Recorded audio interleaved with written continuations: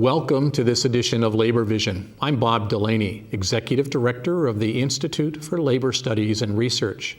Labor Vision, a production of the Institute, focuses on topics of importance to working Rhode Island families. We hope you enjoy this evening's edition.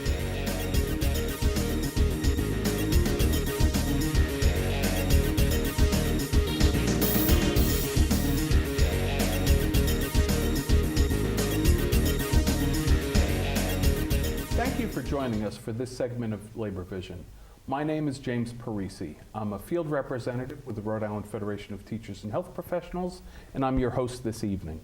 This evening we're going to explore an upcoming bond referendum that is on the ballot in Scituate, Rhode Island for the purpose of building a new police barracks, a new police station. And with us we have three experts on the issue. We're joined by Karen Haar, who's president of the Police Officers, IBPO. We have Karen Troll, who's newly elected president of representing the dispatchers in town. And we have John Mahoney, who is the council president. Thank you all for joining us. Thank you. Thank you. First of all, how long have you been council president? 1 year. Okay. And how long have you been head of the dispatchers? About a year. We just recently became unionized, got the contract ratified last year. Okay. And how long have you been president of your local? Just about 2 years. Okay. You've got some seniority. All three of you were fairly new in your current role, but you have a pretty important task right in front of you, which is encouraging people to vote on a special election for a bond referendum. The ballot is on January 23rd. It's a Tuesday, and polling places are open all day long. Why don't we start with an explanation of where is the current police station and what's the status of the building? The current police station is at 116 Main Street, down in Hope. It's on the most southerly end of town. It's been there since the early 1900s. The building is in absolute deplorable condition. It received little to no maintenance over the years, which led us to where we are today. The proposed police station would be on Route 102, known as Chapman's Hill Road, a little further north. Be actually 3 miles from the center of town.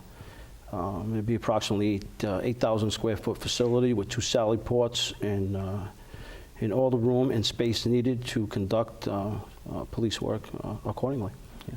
Karen, you worked in the police station for a period of time. Tell our viewers what it was like.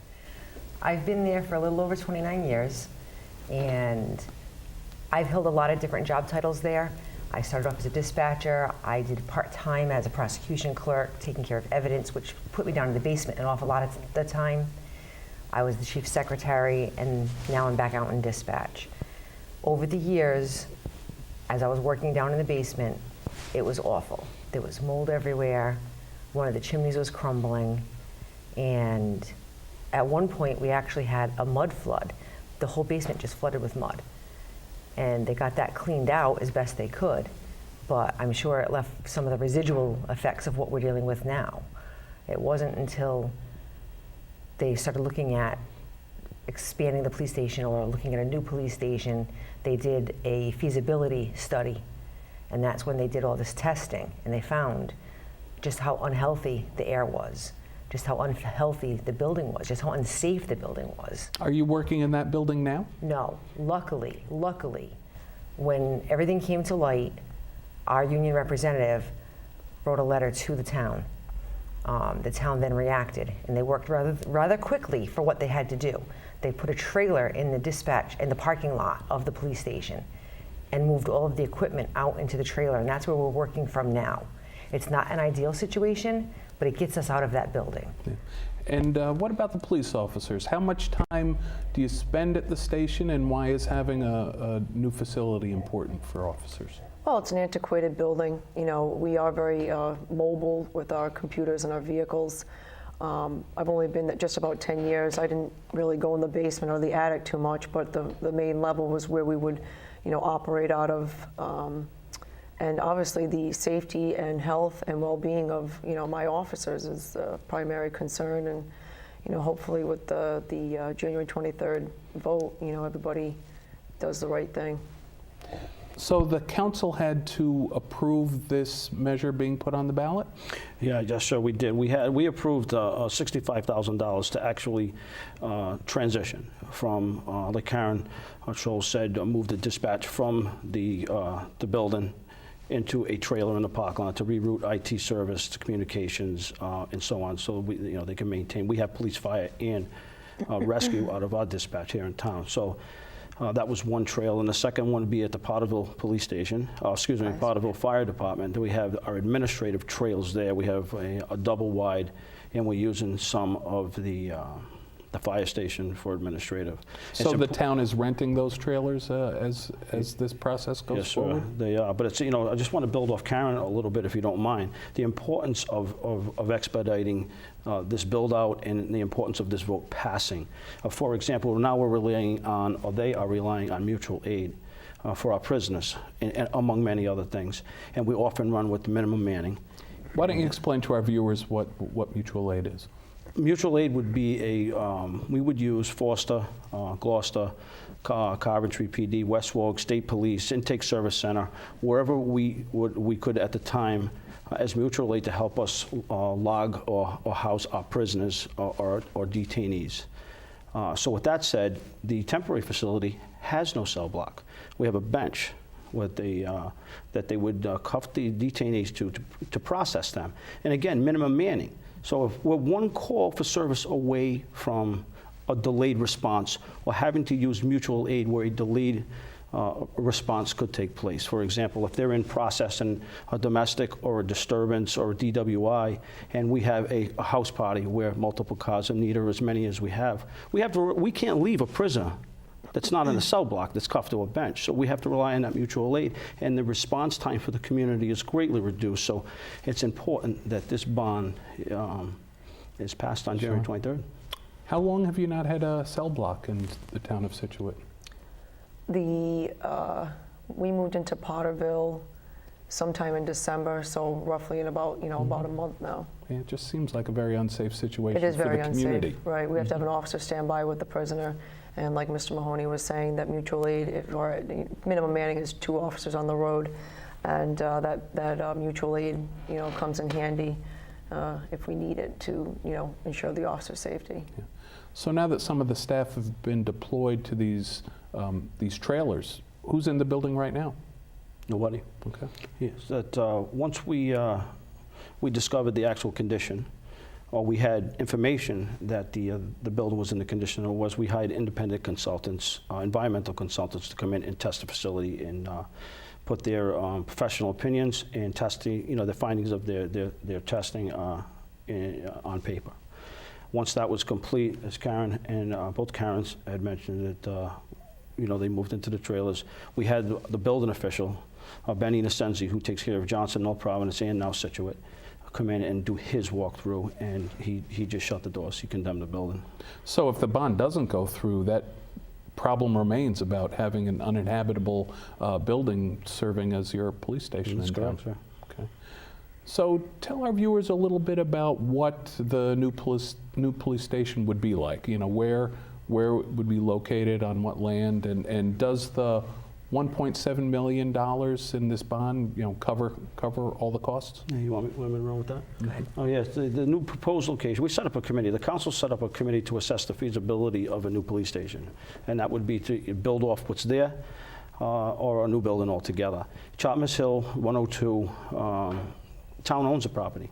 It's approximately 47 acres, so there's no out-of-pocket expense or out-of-taxpayer. There's no expense for the taxpayer associated with the acquisition of the land, so we own it. And it's more centrally located than the current location of the police Yeah, we station. have an odd-shaped town. We have 8 miles across one way, 6 the other. 55 square miles, 10,300 population. So we're a little off-center, but most departments are. So we don't need to be centrally located like police and fire would have to be, like most people think. So these guys, the day the laptops went in the car, that kind of, that's going, they're in the area cars, so they have the town's covered in that sense. But it's on Route 102. It's a 47, I believe, acre parcel, and it's a 4-acre field that's wide open. No tree removal, no ledge. We've been in the ground. We did soil evaluations. We did all the appropriate testing for the engineering. and it's ready to go. There's a septic system that's brand new that's going to be going in with the senior center next door that we can tap into. There's already an existing well on site. We own all our dispatch equipment. It's all brand new from from some grants that were obtained a year ago and under a 2016 bond for capital improvements. So we have all the major ingredients, all the expensive ones, the land, septic, well, and so on. So 1.7 is going to cover this. Okay. And what would you tell voters who aren't sure whether or not they want to approve this, Karen, as someone who's been in that old building for so long? Why is it important for someone to vote yes if they're a Scituate resident? It's very important that we get a new building. Right now, it's inconvenient. The dispatcher, we work one dispatcher at a time, is working in a trailer in the parking lot of the old police station. Everyone else is in trailers or part of the fire station about 6 miles away. If we have an issue where we need an officer at the police station, we have to rely on a beat car. Whereas when we were in the building, there were often times when an officer happened to be in a building, working on a report or doing a VIN check. It's a communication issue, it's a safety issue to have a dispatcher by themselves in the trailer. And from everything that we've heard, it's not going to increase the taxes 1 single cent. Therefore, it's really a no-brainer. There's no reason not to approve the station. Sure. Karen, why do police officers think the residents of the town of Scituate should vote yes on this referendum on January 23rd? As I said, the building's antiquated, it's outdated. We need a new facility that we can do our jobs to the best of our abilities for the taxpayers, for the community, and for the citizens in the town of Scituate. So we want a facility that we can do that out of. Jim, if you don't mind, I'd like to expound just a bit off what Karen Troll had mentioned. Please. As far as the taxes go. We have a $7 million bond that's going to expire this fiscal year coming up. That was in reference to a farm, forest, and open space challenge with state court and some renovations to one of the schools in town. And with that bond expiring this year, it's going to open up our debt service enormously. And with this bond, if this bond passes, not only will there be no tax increase, there'll be a $200,000 a year surplus in revenues with regard to debt service that we won't have to pay because of that large bond expiring. So this is something that the taxpayers should really key into here. This is a massive public safety related issue that needs to be addressed. In the age of the facility that you're replacing, I mean, this is an old building, old and unusable. Early And it was- 1900s. And it was never designed to be a police station. It was a community house. Right. And the poles are located in 3 different locations: the North Scituate Community House, the Hope Jackson Fire Station, and the Chop Mist Hill Center. And your polls are open from 7 a.m. to 8 p.m. So, I wish you all luck in getting voters to the polls, because as you've probably encountered, it's a bit of a challenge to get people to show up on a poll for a special election, particularly one that's in the middle of January with the winter we've been having. It sure is. It's a challenge, but we're out there every day chasing down the early votes, the emergency votes, advertisements in the local newspapers, mass mailings, EDDM, which is every door direct mail. So we're doing what we can, but this is an important one. Okay. And any particular efforts that you folks have been making to encourage people to vote yes? Oh, just speaking with the community. I'm in my cruiser, everybody got the Dunkin' Donuts or on a car stop, somebody will flag me down and, just talking to the community and letting them know what's going on and, the conditions we're in right now. Okay. And the voters that you encounter must all be aware of this. Is this being talked about a lot in your It town? is. When the taxpayers come into the trailer to get a report or whatever they need to do, they can't believe the situation the way it is. And I encourage them all, go out and vote on the 23rd. We need your support. We need to be in a building. We need to be in an upgraded, I don't care if it's state of the art. It needs to be safe. It needs to be functional. The old station wasn't safe, nor was it really functional. We didn't have a sally port. Prisoners had to walk up through the main lobby. The new station that, as proposed, is going to fix all of that. It's going to become what a police station should have been years ago. Right. And in terms of community assets, this is going to be a new building that the town of Scituate, the citizens of the town of Scituate, are going to possess for a long period of time. That's Right. correct. Yeah, it's about building the future. Right. Well, good luck in turning out the vote. The ballot again is on Tuesday, January 23rd. The polls are open from 7 a.m. to 8 p.m. and the folks in Scituate have an opportunity to invest in their future and invest in this bond issue to build a new police station in the town. Thanks to all three of you for sharing your expertise with us. Thank you very much for having us. Thank you for joining us for this edition of Labor Vision.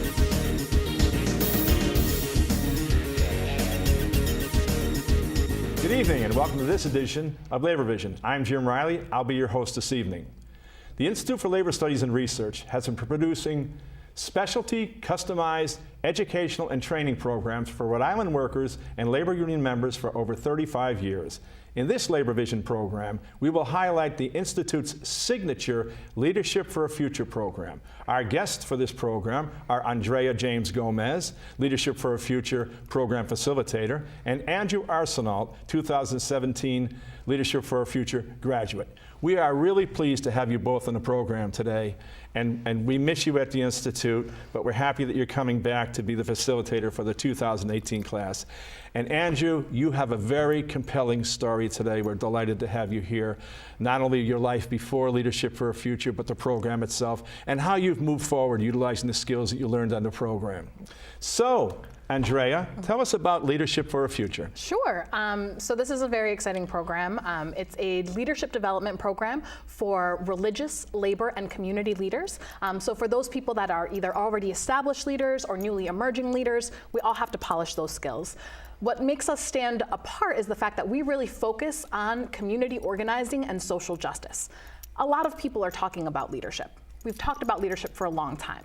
Leadership for a Future is uniquely preparing people to do what needs to be done today, especially given the climate, the fact that we're so much more aware of diversity and the fact that we need to be an inclusive society. Leadership for a Future is creating a space where people can really talk about these issues and gain the skills they need to do something about it.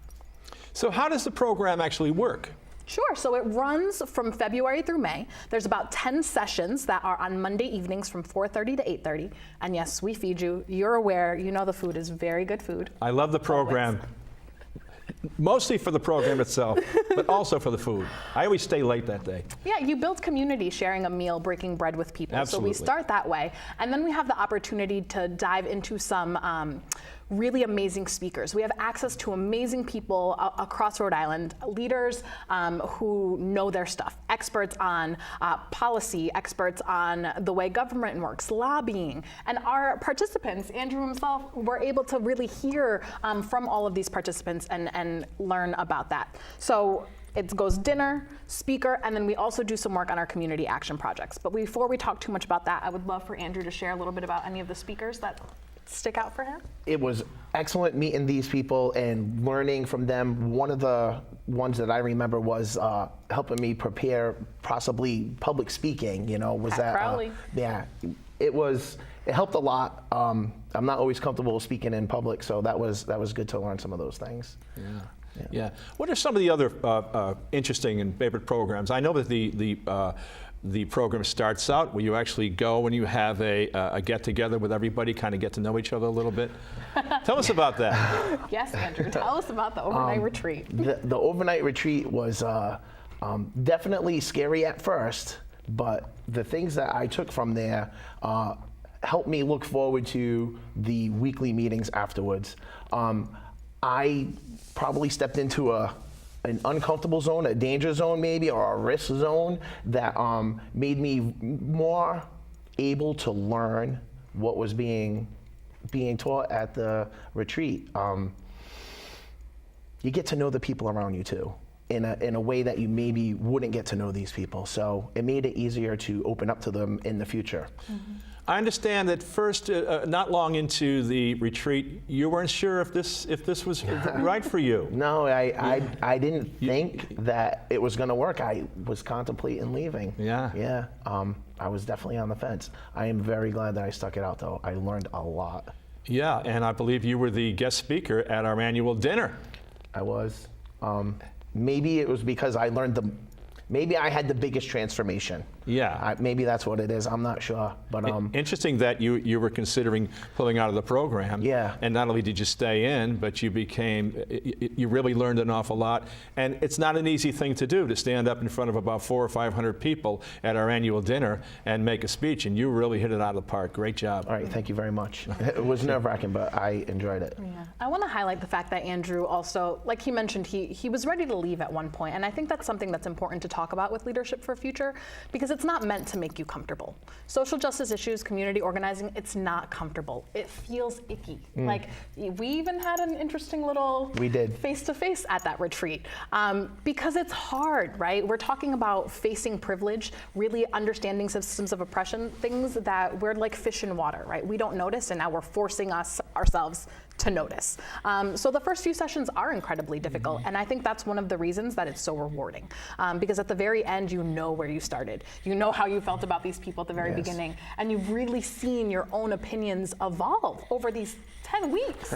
Such a short period of time for such a big transformation. And so I wouldn't want anybody that applies and does get accepted to get scared away from the first couple weeks, because it's meant to be hard work. Yeah. Yeah. So you learned a lot about leadership during the program. Now tell us about going forward in your life, some of the leadership skills that you've taken and gone into your own community and done things. Some of the things that I've learned is I don't always have to be the loudest voice. Listening to people, especially the people that I might not consider, maybe in the past wouldn't have considered. Something that's important for my community involves every member of the community, not just what I think. What's good for me doesn't necessarily mean it's good for everybody. So I learned that to approach something that's important to me, to include all, and also to listen to what's important to them. And you're actually doing things in the community too. Actually, you're on some committees and different things. Yeah, tell us about that. I've become more active in my PTA. Yeah, excellent. I've been pushing my belief with my community action project, social emotional learning. I've sent letters to the school committee. I've made contact with some of them, and I'm getting active strategic planning committee. Yes, for yeah, the city of Warwick. That's terrific. And by the way, we should point out that you are a member of the Amalgamated Transit Union, and we got to have a shout out to the president of that union, Mr. Tom Cute, who is also a graduate of Leadership for a Future. Is he a good union president? He's a great union president. I'm glad to have him. You're saying all the right things today. Tommy told me about the program. He kind of pushed me along a little bit, and I believe that Tommy saw something in me that I wasn't sure I saw in myself, which kind of led me to this program. So you're proof that there's a lot of value in this program for people who go out into communities. What other aspects of this program do you think that participants gain? Oh, beautiful. I actually want to build off of what Andrew was saying. So he mentioned his community action project, which is an aspect of the program we haven't about. So the Community Action Project is this opportunity for program participants to take the community organizing skills that they're learning with this very social justice mindset that they're also learning and try to implement change in their community while they're learning these skills. So basically, we task people, we just started this a couple years ago, we task people to finding what you're passionate about in order to turn it into action. We often have a lot of these issues that are very personal to us that we want to do something about it, but we don't necessarily know how. So Leadership for a Future is an opportunity to have your hand held while you do this. Yeah. So I know Andrew was very passionate about bullying in schools for his own personal reasons, and that turned into him. You notice what he talked about in terms of listening to people. Exactly. That was the very first step we learned about in the Community Action Project. Yes. Assessing needs, going out there, figuring out what the community needs, and this is everyone else's opportunities to do that. So we had projects on domestic violence, we had projects on youth empowerment, on mental health. The topics are as varied as the people in the program. And it's that amazing opportunity to see folks like Andrew continuing to work. He graduated in May and is still working on his Community Action Project. There are other folks from his class who I hear from all the time who are still working on their community action projects. So you feel the impact of Leadership for a Future far beyond that graduation date. So how do people get to become a superstar like Andrew? What is the application process for Leadership for a Future?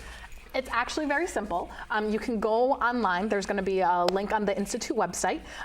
You will be directed to a Google form. It's very simple. You put in your biographical information, your contact information. You do need a reference, which we do check, so you need a reference letter. And you also need to have 2 short answer questions. Now, these short answer questions are very, very important. This is our basis of applying for people. For admitting people into the program. And it's 2 very easy questions that can be interpreted in multiple ways. One is, how do you build community? And how do you define social justice? So again, these are very, very broad topics, but it starts giving us insight into where people are at. Now, we don't need all of the activists, right? Maybe you want to be an activist and you don't know how to be. Maybe you've been doing it for a very long time. It's the fact that we have such different experiences in the room that allow for so much learning, from the people that have been doing it for years to the people who are first starting when they walk into that room. So what's the deadline to apply? January 12th. January 12th. And how is this program funded? How did this program come about? Give us a little bit of history about the program. Sure. So in the past, we have had funding from United Way, and then we've held the program in conjunction with the NAACP Providence branch, as well as the Opportunities Industrialization Center. We're hoping that those partnerships continue into this new year. That way, the biggest thing about Leadership for Future, even though you're getting hundreds and hundreds of dollars worth of resources, it's free thanks to these partnerships. So it's very competitive for that reason. So if folks want to apply, make sure you apply before that January 12th deadline. Write some good answers because the competition is hard. There's generally usually about 15 to 20 individuals in the program? About 25. 25? Mm-hmm. And we have way more than 25 people apply. Oh, really? Yes. Yeah. And the program takes part generally at the offices of the Rhode Island Institute for Labor Studies and Research, our beautiful new building at on Pontiac Avenue, right across from the Department of Labor and Training. And you know, I wanted to get one more before we sign off tonight. I mean, you're really what the program's all about, and we're so proud of you. And I'll tell you something. This is he's not necessarily unique to the program. He's done a fantastic job, because we hear from a lot of our graduates who are doing excellent things. And Andrea and our cameraman Tom Carr, sitting right over there. And they've all gone out and they've used this program to do some special things in their lives and to move themselves forward too, professionally. So if somebody was sitting out there and they're thinking, well, gee, I don't know, this is something I might want to think about doing, and you had a chance to encourage them. Let's say you were sitting next to them right now. What would you tell them? One of the things that happened to me, maybe this will help motivate people, is I found myself even raising my own children differently, with a different voice, with a different understanding of people in my community.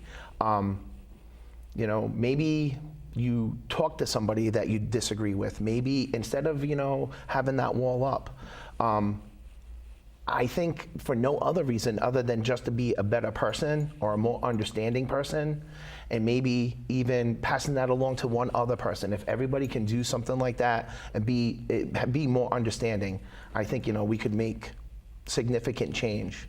So, you know, that's what I believe.